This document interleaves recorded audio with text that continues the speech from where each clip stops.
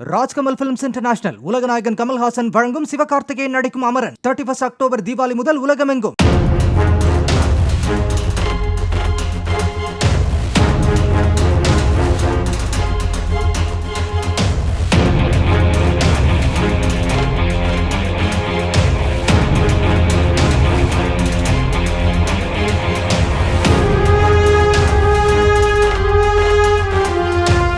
Madurai Meenakshi mission மருத்துவமனையில் வயதான பெண் ஒருவர் சடலமாக கிடந்த வழக்கில் ஊழியர் அழகர்சாமி என்பவரை போலீசார் கைது செய்துள்ளனர்.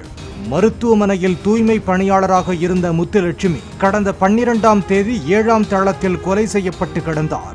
அவரது நகைகள் திருடப்பட்டிருந்தன. விசாரணையில் வாங்கிய கடனை திருப்பி கேட்டதால் ஏற்பட்ட தகராறில் முத்துலட்சுமியின் முகத்தில் துணியை வைத்து அழுத்தி அழகர்சாமி கொலை செய்தது தெரிய வந்தது.